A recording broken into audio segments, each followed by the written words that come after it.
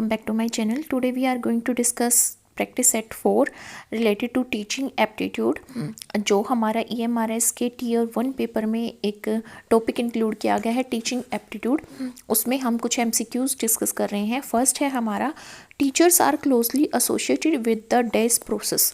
Teachers किस process के साथ क्लोजली एसोसिएटेड रहते हैं?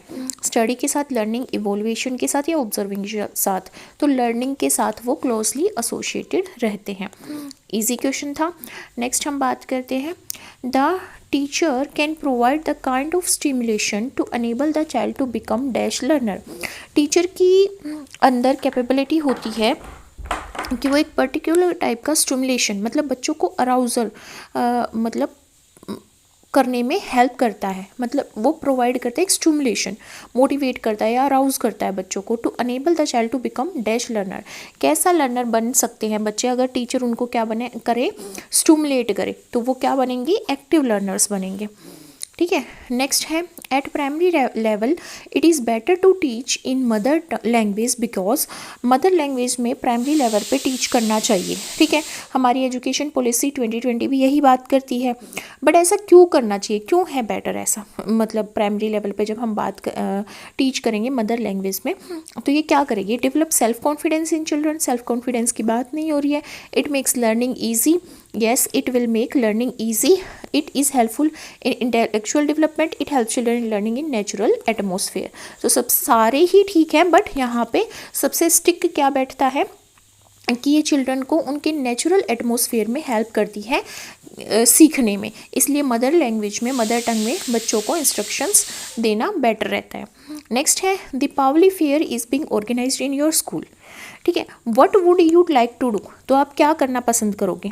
Only to visit the fair, to take part in function, to take a shop to sell something, to distribute free water to visitors. तो हम function में participate करना, क्योंकि उससे हमें बहुत सारी चीज़ें सीखने को मिलेंगी. ग्रुप एक्टिविटी करना सीखेंगे हम, लीडरशिप सीखेंगे. ठीक है. और ग्रुप में कैसे काम करना है, ठीक है, कैसे ऑर्गेनाइज करनी होती हैं एक्टिविटीज़, बहुत सारी चीज़ें हम सीखेंगे जब हम फंक्शन में पार्टिसिपेट करेंगे. नेक्स्ट है if you are enable to get a job of teacher then you will. अगर आप जॉब नहीं मिल रही है अगर आपको टीचर की, तो आप क्या करोगे? Start giving tuition at home, remain at home till you get a job, take some another job, continue applying for job. तो कंटिन्यू करेंगे जॉब, टीचिंग जॉब के लिए अप्लाई करते रहेंगे. ठीक है. जैसे अपॉर्चुनिटीज़ आएगी हम ग्रैब कर लेंगे. To maintain interest among students in class a teacher should. एक टीचर को क्या करना चाहिए बच्चों का इंटरेस्ट मेंटेन करने के लिए क्लास में? ब्लैक बोर्ड यूज़ करनी चाहिए, डिस्कस करना चाहिए, स्टोरी टेलिंग करनी चाहिए, या क्वेश्चंस पूछने चाहिए? क्वेश्चंस पूछने चाहिए. ठीक है. क्योंकि क्वेश्चंस पूछते हैं, बच्चों को नहीं आता तो फिर वो थोड़ा इंटरेस्ट लेने लग जाते हैं. किसी को आ रहा है तो बच्चे मोटिवेट होते हैं. नेक्स्ट है which of the following skill do you consider most essential for a teacher. कौन सा स्किल है इनमें से जो टीचर के लिए सबसे ज़्यादा ज़रूरी है? फर्स्ट है ability to help the children understand text thoroughly, ability to help children do all the exercises, ability to raise possible actions from the text, ability to help children from their own opinions on that text. देखो ये वैसे तो सारे ही सही है, आपको ऐसा लगेगा कि सारे ही सही है, बट अगर हम इस ऑप्शन को देखें तो ये ज़्यादा स्टिक बैठता है. कैसे? बच्चे की खुद की एबिलिटी, मतलब टीचर की एबिलिटी ऐसी होनी चाहिए कि वो बच्चे की हेल्प कर सकें उनके खुद के ओपिनियन बनाने में. किसी भी टेक्स्ट पे बच्चा खुद के ओपिनियन बनाना चाहता है तो खुद के ओपिनियन बनाने में टीचर को हेल्प करनी चाहिए. इसी को कंस्ट्रक्टिविस्ट अप्रोच बोलते हैं. नेक्स्ट है what is most important for a teacher. Teacher के लिए क्या सबसे इंपॉर्टेंट है? To maintain discipline in the class, to be punctual in the class, to remove difficulties of student, to be good orator. ये सारी quality होनी चाहिए, पर इनमें से सबसे सही क्या है? स्टूडेंट्स की डिफिकल्टीज़ को रिमूव करने की कैपेबिलिटी. नेक्स्ट है हमारे पास a teacher ask the questions in the class to. एक टीचर्स आस्क मतलब क्वेश्चंस पूछता है, किस लिए पूछता है? Keep students busy, maintain discipline, attract student attention, teach. बच्चों की अटेंशन को अट्रैक्ट करने के लिए, क्योंकि जैसे ही क्वेश्चन पूछेंगे सभी बच्चे अटेंटिव हो जाएंगे. ठीक है. तो जो बच्चा अच्छे से जवाब देगा तो कुछ को गिल्ट फील होगा कि हमने ध्यान से नहीं सुना. ठीक है. या फिर उनको मोटिवेशन मिलेगा, तो बच्चे अटेंटिव हो जाते हैं. नेक्स्ट है the most important indicator of quality of education in A school is. अगर हम स्कूल में क्वालिटी ऑफ एजुकेशन की बात करें तो उसको इंडिकेट करने वाला कौन सा इनमें से तथ्य है? ठीक है. फर्स्ट है infrastructure facility of A school. अगर हम क्वालिटी ऑफ एजुकेशन की बात कर रहे हैं तो ये तो हमारा सेकेंडरी हो गया। Classroom system, text books and teaching learning material, student achievement level. तो क्वालिटी ऑफ एजुकेशन को इंडिकेट कौन करेगा? बच्चे का अचीवमेंट लेवल, उसने कितना अचीव किया है, वही तो बताएगा कि क्या क्वालिटी ऑफ एजुकेशन स्कूल्स में दी जा रही है। नेक्स्ट है इन कोऑपरेटिव, यहाँ पे टाइपिंग एरर है, in cooperative learning older and more proficient आएगा यहाँ पे, sorry, proficient students assist younger and lesser skill students, this leads to cooperative learning. इसने बोला कि कोऑपरेटिव लर्निंग वो होती है जिसमें ओल्डर और जो मोर प्रोफिशिएंट स्टूडेंट होते हैं वो यंगर और लेसर स्किल स्टूडेंट्स को असिस्ट करते हैं। इसकी वजह से क्या डेवलप होता है? Higher moral development, conflict develop होता है ग्रुप्स के अंदर, या हायर अचीवमेंट और सेल्फ स्टीम आता है, इंटेंस कंपटीशन। तो क्या आता है? बच्चे अचीवमेंट करते हैं, जो कम सीखते हैं या लेसर स्किल वाले बच्चे हैं या यंग हैं उनका अचीवमेंट लेवल बढ़ता है और सेल्फ स्टीम की फीलिंग जो है वो डेवलप होती है बच्चों में। नेक्स्ट है when a teacher uses lessons in science and social science to teach language. जब टीचर लेसन्स का यूज़ करता है साइंस में, सोशल साइंस में लैंग्वेज टीच करने के लिए, such an approach can be termed as, ऐसे अप्रोच को क्या बोला जाता है? Objective language teaching, pluralistic language teaching, discipline wise language teaching, language across the curriculum. देखो जब हम साइंस में, देखो आपने पढ़ा, हम बोलते हैं कि इंग्लिश मीडियम है, ठीक है, या हम बोलते हैं कि हिंदी मीडियम में पढ़ा है बच्चा, तो क्या होता है कि मैथ्स भी हिंदी में होता है, सोशल साइंस भी हिंदी में होती है, ठीक है, साइंस भी हिंदी में होती है। जब भी इंग्लिश मीडियम की बात करते हैं तो इंग्लिश में होते हैं सारे कंटेंट। तो जब हम इंग्लिश में यूज़ कर रहे हैं सारी टेक्स्ट बुक्स को, सोशल साइंस की भी, आईसीटी की भी, सारी बुक्स हमारी किस में? इंग्लिश में है। तो वो हमारा कौन सा अप्रोच होता है पढ़ाने का? मतलब लैंग्वेज का यूज़ कर रहे हैं हम अक्रॉस द क्यूरिकुलम, लैंग्वेज की डेवलपमेंट करवाने के लिए या लैंग्वेज को सिखाने के लिए बच्चों को, ठीक है। नेक्स्ट हमारा आता है question, one of the main limitation of the project method of teaching science is. इनमें से कौन सी हमारी लिमिटेशन रहेगी प्रोजेक्ट मेथड की साइंस के पर्सपेक्टिव में देखें, जब हम साइंस टीच कर रहे होंगे तो उसके पर्सपेक्टिव में देखें तो फर्स्ट है integration of concept in various subject can be achieved, अलग अलग सब्जेक्ट्स में कंसेप्ट को इंटीग्रेट करना। सेकेंड है student have to perform excessive mental and physical work, it is a psychological method, knowledge is not acquired in a sequential manner। तो इसने बोला है कौन सी मेन लिमिटेशन है प्रोजेक्ट मेथड की जब हम साइंस को टीच कर रहे हैं, तो कौन सी है? Student have to perform excessive mental and physical work, यही इसकी मेन लिमिटेशन होती है प्रोजेक्ट मेथड की, ठीक है। उनको मेंटली भी सोचना पड़ता है और फिजिकल वर्क भी करना पड़ता है। नेक्स्ट है which one of the following is most suited to the development of scientific skills in student. जब हम साइंटिफिक स्किल्स की डेवलपमेंट की बात करते हैं तो उनमें से कौन सा यहाँ पे ऑप्शन है जो सबसे ज़्यादा ठीक बैठता है?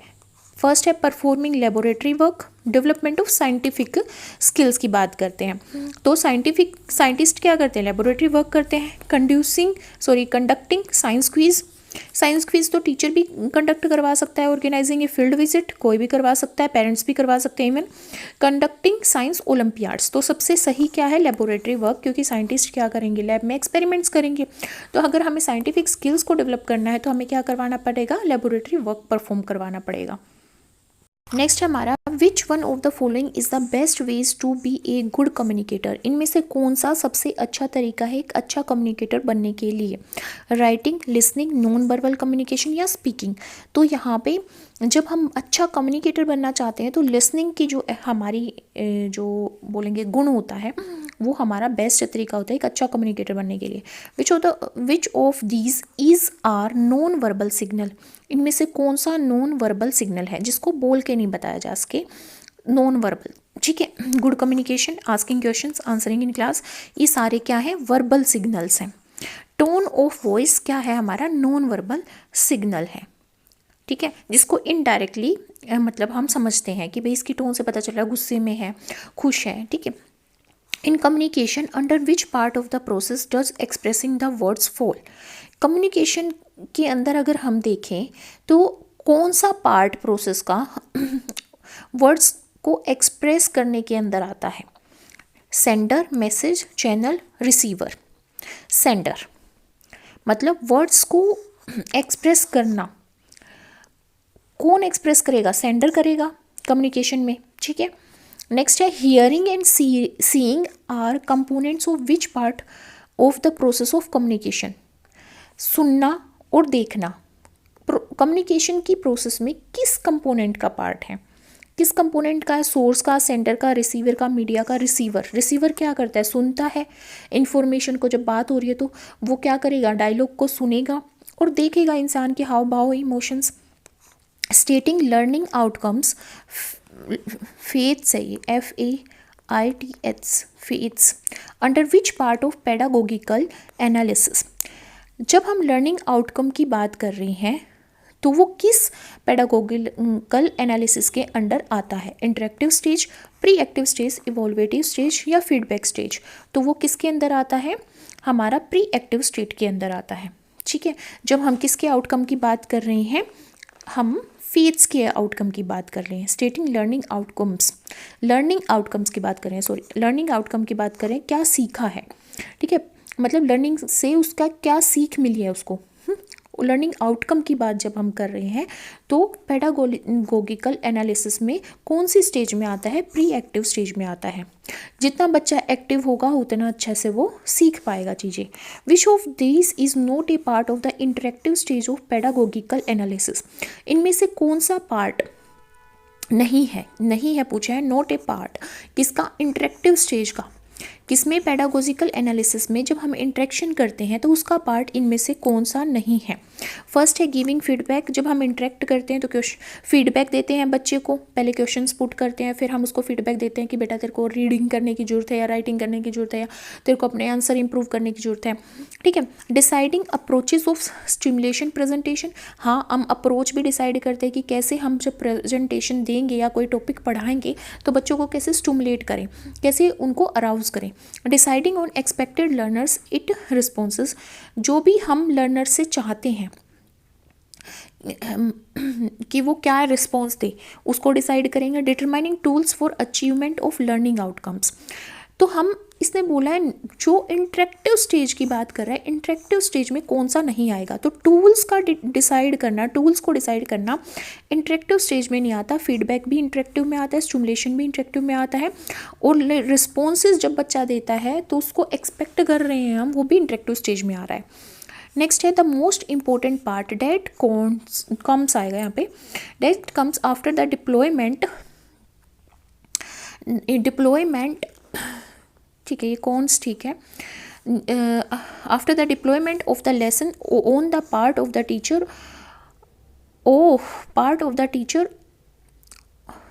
ऑन व्हाट वर्कड आएगा यहाँ पे, worked and what needs improvement is known as.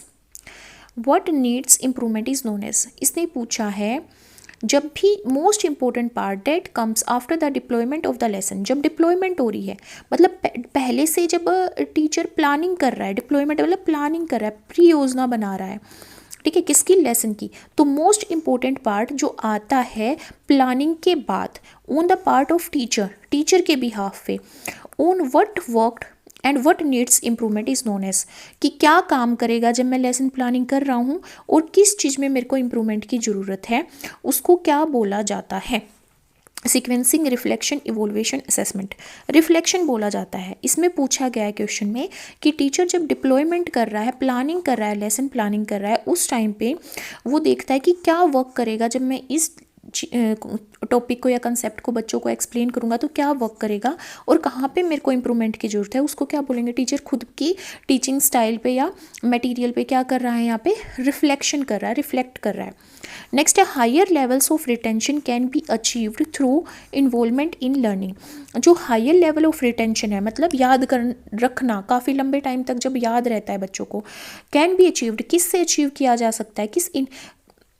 Through involvement in learning. वो लर्निंग में इन्वॉल्वमेंट से अचीव किया जा सकता है, पर किस तरह के इन्वॉल्वमेंट से? एक्टिव इन्वॉल्वमेंट से। जब बच्चे एक्टिवली इन्वॉल्व होते हैं तो उनका रिटेंशन टाइम ज़्यादा होता है। नेक्स्ट है the full form of SEN।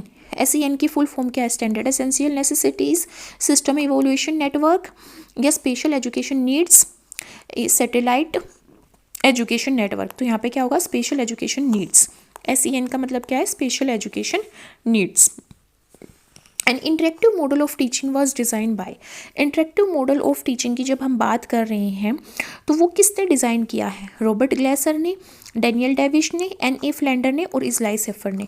तो N.A. फ्लैंडर ने क्या दिया है? हमारा इंटरेक्टिव मॉडल ऑफ टीचिंग दिया है। नेक्स्ट है systematic application of scientific knowledge to the practical task it terms as. जब हम सिस्टमेटिक एप्लीकेशन अप्लाई करते हैं साइंटिफिक नॉलेज में, सिस्टमेटिक एप्लीकेशंस अप्लाई करते हैं जब भी हम कोई प्रैक्टिकल परफॉर्म करें लेबोरेटरी में, तो उसको क्या बोला जाता है? सिस्टमेटिक एप्लीकेशन का मतलब क्या है कि पहले ये स्टेप परफॉर्म होगा, फिर दूसरा स्टेप परफॉर्म होगा, फिर तीसरा होगा, फिर चौथा होगा। ऐसे सिस्टमेटिक वे में हम अपनी चीज़ों को अप्लाई करते हैं, अपने कंसेप्ट को अप्लाई करते हैं जब भी हम साइंटिफिक नॉलेज की बात करते हैं और साइंटिफिक नॉलेज का यूज़ करके प्रैक्टिकल्स या कोई एक्टिविटी परफॉर्म करवाते हैं लेबोरेटरी में। तो इसको क्या बोलेंगे? Philosophy, science, education, technology. इसको क्या बोला जाएगा? टेक्नोलॉजी बोला जाएगा। नेक्स्ट है what does CCTV stands for. CCTV किस चीज़ के लिए स्टैंड होते हैं, या फिर हम बोले कि फुल फॉर्म क्या है इसकी?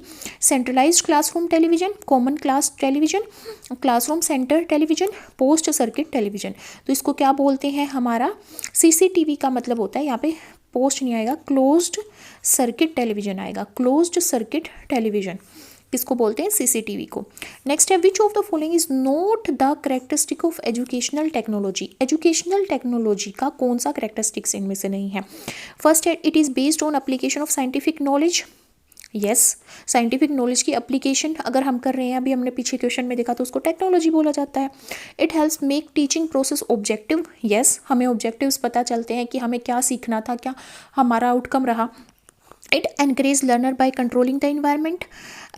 यस, इन्वायरमेंट को कंट्रोल करके भी हम बहुत सारे अपने एक्सपेरिमेंट परफॉर्म करते हैं। जैसे हम प्लांट्स के केस में वेरीगेटेड लीफ से या पॉलीथीन को कवर करके हम ट्रांसपीरेशन का पता करते हैं, ठीक है। तो वो कंट्रोल करते हैं हम इन्वायरमेंट को, ताकि हमें पता चल सके कि एक्चुअल में ये प्रोसेस हुई है। बहुत सारी ऐसी प्रोसेस होती हैं जो आंखों से नहीं देख सकते, पर डेमोन्स्ट्रेट करते हैं हम अपने इन्वायरमेंट को कंट्रोल करके।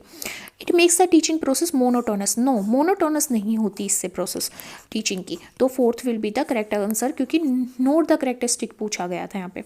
नेक्स्ट है use of educational technology is advantageous, ठीक है, एडवांटेजियस आएगा यहाँ पे ओवर मैनी अदर मेथड्स। इसने बोला टेक्नोलॉजी का जब हम यूज़ करते हैं एजुकेशन में तो वो एडवांटेजियस रहता है, मतलब उसकी काफ़ी एडवांटेज हैं एज़ कम्पेयर टू दूसरे मेथड्स की। क्यों होता है ऐसा? It allows time for thinking, it provides wider range of sensory involvement, it is a यहाँ पे इट अलोज आएगा, it allows proper guidance, it provide scope for understanding. तो ये क्या करती है? ये wider range of sensory involvement देती है, इसलिए टेक्नोलॉजी यूज़ करना एक बेटर स्कोप है। Horizontal upgrading and vertical upgrading is related with which of the following groups. Horizontally जब हम अपग्रेड करते हैं अपने टीचिंग मटेरियल को, या वर्टिकली अपग्रेड करते हैं, तो वो कौन से ग्रुप के अंदर आता है? Pre service teachers, in service teacher, in service principles, in service teachers, train teachers. तो इन सर्विस टीचर्स, जब सर्विस टीचर्स अपग्रेड करते हैं अपने टीचिंग मटेरियल को खुद के लिए भी और बच्चों को सिखाने के लिए भी, तो वो हॉरिजॉन्टल अपग्रेडिंग और वर्टिकल अपग्रेडिंग के अंदर आता है। नेक्स्ट है technology is the cause of N explosion of knowledge. मतलब अब आज हम गूगल करके बहुत सारी चीज़ें एक्सेस में आ गई हैं हमारी, कुछ भी गूगल करके सर्च कर सकते हैं, किसी भी टॉपिक पे पढ़ सकते हैं। तो टेक्नोलॉजी की वजह से क्या हो गया? एक्सप्लोजन ऑफ नॉलेज हो गया है, बाढ़ आ गई है, ठीक है, नॉलेज की। What does it mean? इसका मतलब क्या है? Higher level of information, growth and expansion of higher speed, increase knowledge, explosive information. इसका मतलब है ग्रोथ हो रही है और एक्सपेंशन हो रहा है नॉलेज का, एक्सपेंड हो रही है नॉलेज हायर स्पीड से। नेक्स्ट है there is a common reason behind not optimal use of technology in education. एक कॉमन रीज़न बताओ इनमें से क्या है जिसकी वजह से टेक्नोलॉजी का हम अच्छे से इस्तेमाल नहीं कर पा रहे हैं एजुकेशन में। फर्स्ट है इनएडिक्वेट development of technology, acceptance in society, teachers behaviour, student interest. तो क्या है टीचर का बिहेवियर, बहुत सारे टीचर नहीं चाहते पीपीटी बनाना, प्रेजेंट करना, एनिमेटेड वीडियो बनाना, है ना, ओल्ड मेथड्स को फॉलो करना चाहते हैं, तो टीचर का बिहेवियर काफ़ी हद तक रिस्पॉन्सिबल है। नेक्स्ट है which of the following is not A benefit of information technology, इनमें से कौन सा बेनिफिट नहीं है किसका, इंफॉर्मेशन टेक्नोलॉजी का।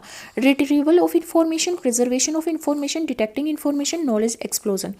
तो इसने बोला इंफॉर्मेशन टेक्नोलॉजी का बेनिफिट क्या नहीं है, इंफॉर्मेशन को रिट्राइव करना भी, प्रिजर्व करना भी यहाँ पे होता है, नॉलेज को एक्सप्लोजन, उसका एक्सप्लोजन भी उसका बेनिफिट है। Detecting information is not an benefit of information technology. Next है which of the following is ICT enabled evaluation methods, ICT ने किस evaluation methods में हेल्प किया या enable कर दिया है, किस evaluation methods क्या है, personal interviews, pen and paper test, pen and paper test में क्या टेक्नोलॉजी यूज़ होती है, स्टूडेंट पोर्टफोलियोज, ऑनलाइन असेसमेंट जब हम करते हैं तो उसमें ICT का यूज़ करते हैं, ठीक है। नेक्स्ट है which of the following is not A benefit of educational technology, educational technology का कौन सा इनमें से बेनिफिट नहीं है। फर्स्ट है to provide teaching with less threatening experience is as compare to actual context, ठीक है, ये तो है क्योंकि वो लेस थ्रेटनिंग एक्सपीरियंस देती है as compare to actual context के। It provide a pleasant learning experience, yes, हम एनिमेशन के थ्रू, वीडियोस के थ्रू, डायग्राम्स के थ्रू सीखते हैं, तो एक प्लीजेंट लर्निंग एक्सपीरियंस रहता है। To provide scope for extended learning and understanding, yes, हम एक्सटेंड कर सकते हैं अपनी लर्निंग को, अंडरस्टैंडिंग को। कोई टॉपिक हमें समझ में नहीं आ रहा है तो उसको हम अलग अलग साइट से, अलग अलग वेबसाइट से सर्च करके उसको थोरोली समझ सकते हैं, बहुत सारी वीडियो हैं, कंटेंट है, ठीक है। नेक्स्ट है to provide more time consuming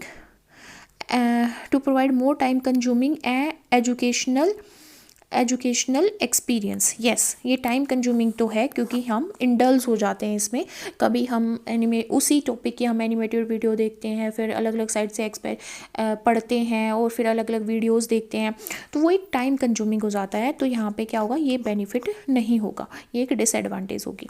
next which of the following is a method of non verbal communication, तो delivering lecture in the class is verbal, newspapers भी वर्बल होते हैं, गेस्चर्स वर्बल्स नहीं होते, ये नॉन वर्बल कम्युनिकेशन का वे होता है, सर्कुलर्स भी हमारे वर्बल होते हैं, तो करेक्ट ऑप्शन रहेगा third. Interacting with people on the other side of the globe could lead to which of the following, जब हम दूसरी साइड में ग्लोब के, हम दूसरे कॉन्टिनेंट के पीपल से अगर इंटरेक्ट कर रहे हैं तो क्या होगा, उससे क्या होगा, knowledge redundancy, information retrieval, information retention या नॉलेज एक्सप्लोजन। नॉलेज एक्सप्लोजन हमें बहुत सारी, मतलब हमें जो चीज़ें पता थी उसके अलावा भी हमें बहुत सारे फैक्ट पता चलेंगे और हमारी जो नॉलेज है वो एक्सप्लोर्ड होगी यहाँ पे, ठीक है, लार्ज अमाउंट में हम चीज़ें सीखेंगे, फैक्ट्स सीखेंगे, तो यहाँ पे नॉलेज एक्सप्लोजन क्या है, हमारा करेक्ट ऑप्शन है। हमारा क्वेश्चन है which of the following is not a characteristic of a teacher centred class, जब हम टीचर सेंटर्ड क्लासरूम की बात करते हैं, क्लास की बात करते हैं, तो कौन से इनमें से कैरेक्टरिस्टिक्स नहीं रहेगा, नोट पूछा है। Teacher is giving a lecture, obviously teacher lecture देगा। Children are working in group and discussing, ये भी ठीक है। Teacher is dictating notes, teacher is explaining only from the text book, तो यहाँ पे third will be the correct option क्योंकि वो डिक्टेट नहीं करेगा नोट्स को, टीचर एक्सप्लेन करेगा टेक्स्ट बुक से, ये भी सही है। ये टीचर सेंटर्ड में आते हैं पर ये टीचर सेंटर्ड में नहीं आता है।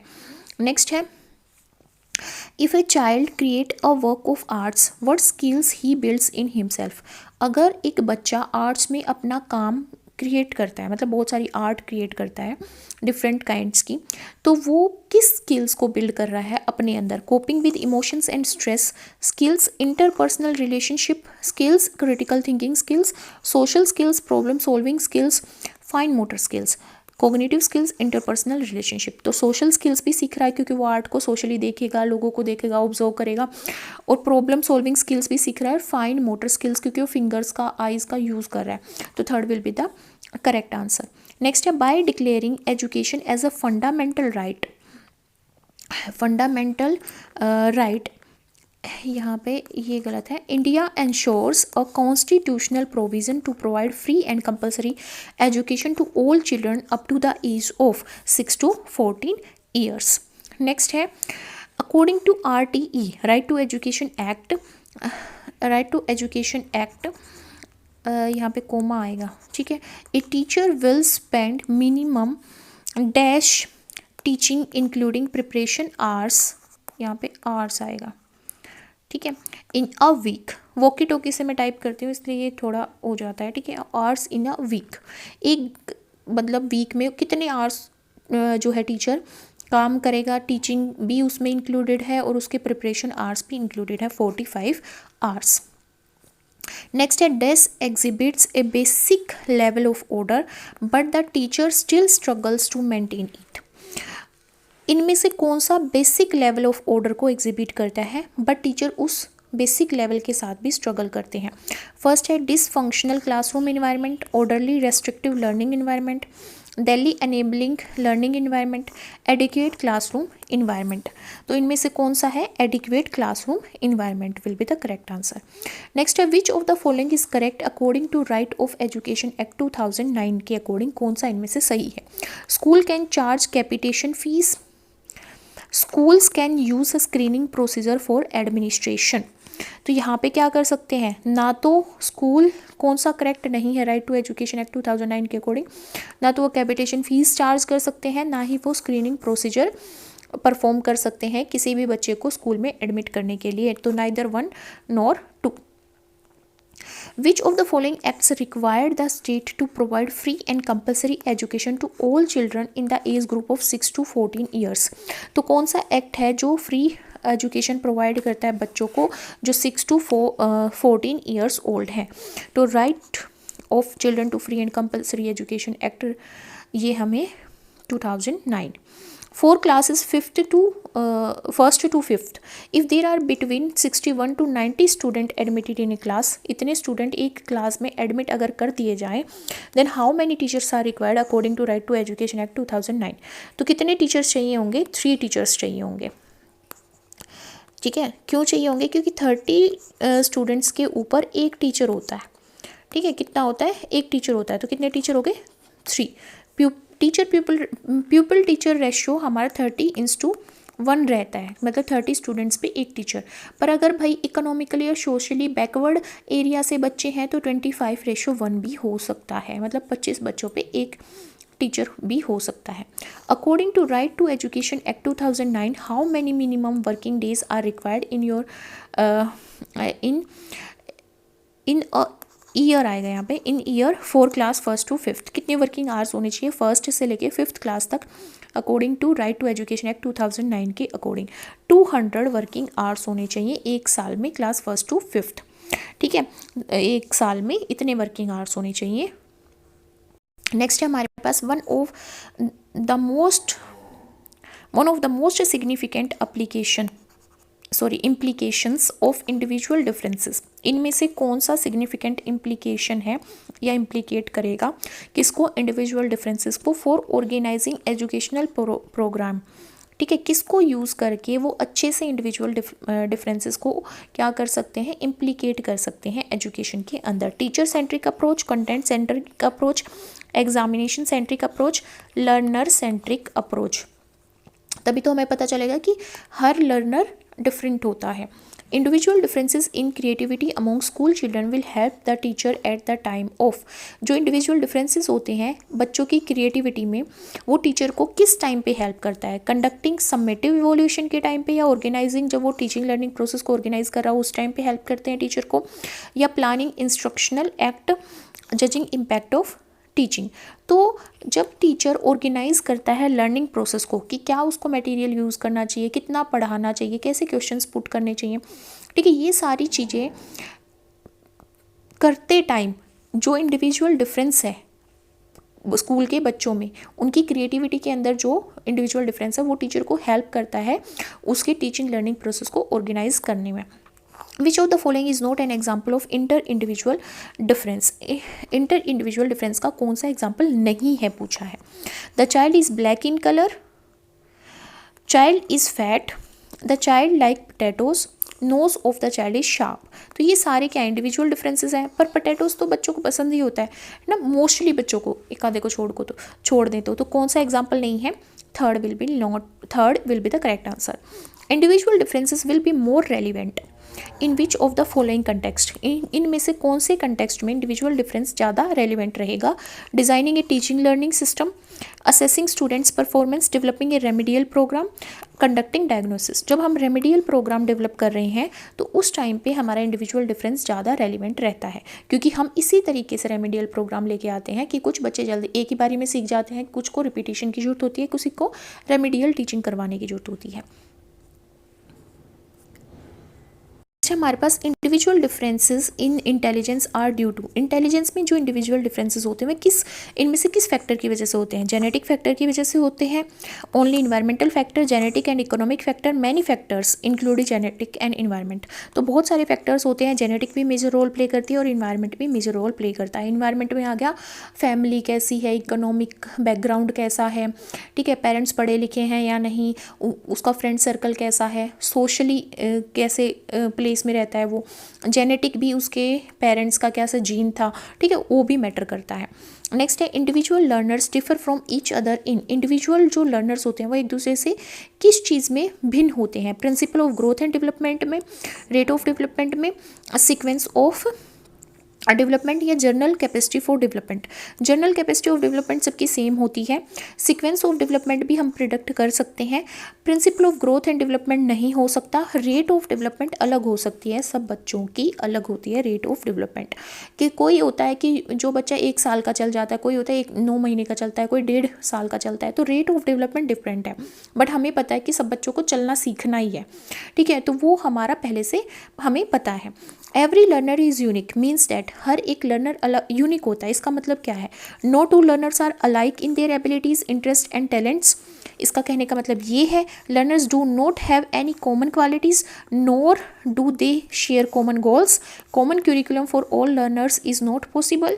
It is impossible to develop the potential of learners in a heterogeneous class. तो क्या होगा? कोई भी 2 लर्नर्स सेम नहीं होते, उनकी एबिलिटीज़ में, उनके इंटरेस्ट में और उनके टैलेंट्स में कुछ ना कुछ उनमें डिफरेंस रहता ही है। नेक्स्ट है individual attention is important in the teaching learning process because. Individual attention देना बहुत जरूरी है टीचिंग लर्निंग प्रोसेस में। क्यों है? Learners always in better always learn better आएगा यहाँ पे, always learn better in group, ठीक है, जरूरी नहीं है कि हमेशा ग्रुप में वो अच्छा सीखें, ठीक है। Teacher training programs proscribe it, इसीलिए हमें क्या करना चाहिए? इंडिविजुअल अटेंशन देनी चाहिए? नहीं। It offers better opportunity to teacher to discipline each learner, हमें डिसिप्लिन नहीं करना, हमें लर्न करवाना है, बच्चों को चीज़ें सिखानी है। Children develop at different rates and learn differently, इसी वजह से इंडिविजुअल अटेंशन देना जरूरी होता है। नेक्स्ट है learners display individual differences so A teacher should. Learner जो है वो डिस्प्ले करता है इंडिविजुअल डिफरेंसेस, इसलिए एक टीचर को क्या चाहिए? Provide a variety of learning experience, enforce strict discipline, नहीं। इंक्रीज नंबर ऑफ टेस्ट, नहीं, बर्डन बढ़ जाएगा, स्ट्रेस बढ़ जाएगा। Insist on uniform base of learning, uniform हो ही नहीं सकता क्योंकि सबका लर्निंग पेस अलग होता है। तो क्या होगा? Variety of learning experience provide करना चाहिए टीचर को, क्योंकि सभी बच्चों के अंदर लर्निंग कैपेसिटी डिफरेंट होती है, उनकी एबिलिटी डिफरेंट होती है, उनका इंटरेस्ट डिफरेंट होता है।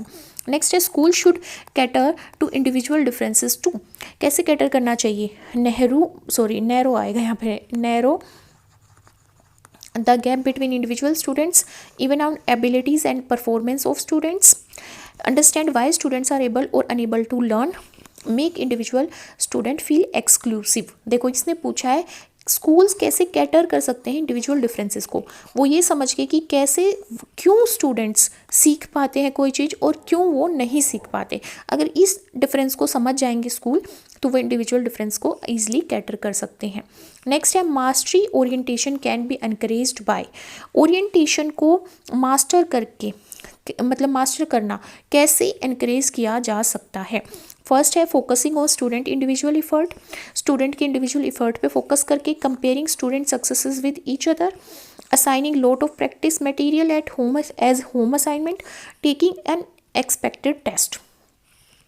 जब हम स्टूडेंट के इंडिविजुअल इफर्ट पे फोकस करेंगे तो ओरिएंटेशन को मास्टरी करवा देंगे हम। मतलब इसका क्या है कि कोई भी बच्चा मास्टरी करता है किसी भी टास्क के अंदर जब उस पर अटेंशन दी जाए, ठीक है, तो अटेंशन देंगे तो ओरिएंटेशन उसकी हम किसी एक फिक्स डायरेक्शन में मतलब कर सकते हैं, ठीक है।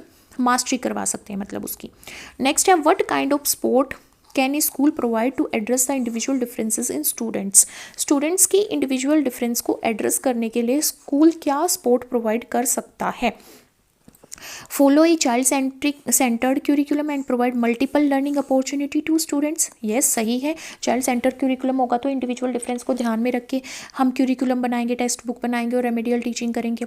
ठीक है, मल्टीपल लर्निंग अपॉर्चुनिटी देंगे। Apply every possible measure to remove the individual difference. नहीं, हम इंडिविजुअल डिफरेंस को रिमूव नहीं कर सकते।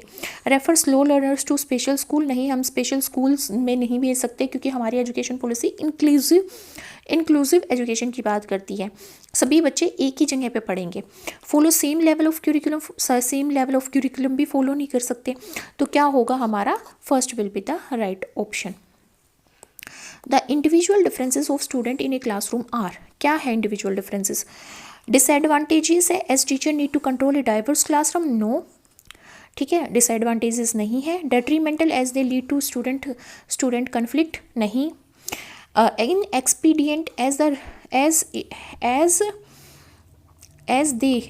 they reduce the speed of curriculum transaction to level of slowest student। नहीं, अगर ये बोला गया कि अगर बच्चे स्लो होते हैं कुछ क्लासरूम में, उनकी वजह से जो स्पीड है क्यूरिकुलम की वो कम हो जाती है, तो inexpedient है। नहीं। Advantages as they lead teacher to explore a wider pool of cognitive structure। तो ये इंडिविजुअल डिफरेंस एडवांटेजियस है क्योंकि टीचर बहुत चीज़ें एक्सप्लोर करता है, उसको समझ में आता है कि बच्चे कैसे सीखते हैं, हर किसी के कोग्निटिव स्ट्रक्चर्स को टीचर समझ पाता है। नेक्स्ट है 14 year old Devika is attempting to develop a sense of herself as a separate self-governing individual। Devika 14 साल की है, वो एक अपनी अंदर एक सेंस डेवलप करना चाहती है, खुद की अलग पहचान की फॉर्म में, अब सेल्फ गवर्निंग इंडिविजुअल की फॉर्म में। तो वो क्या डेवलप कर रही है अपने अंदर? Hatred for rules, no. Autonomy, teenage arrogance, no. Maturity, no. Autonomy, वो अपने आप को ऑटोनोमस बना रही है, औरों से अलग बना रही है, अपने आप को खुद को गवर्न कर रही है, अपने आप को एक सेपरेट बीइंग की फॉर्म में वो जानना चाह रही है, डेवलप करना चाह रही है, तो वो क्या है, ऑटोनोमी को डेवलप कर रही है।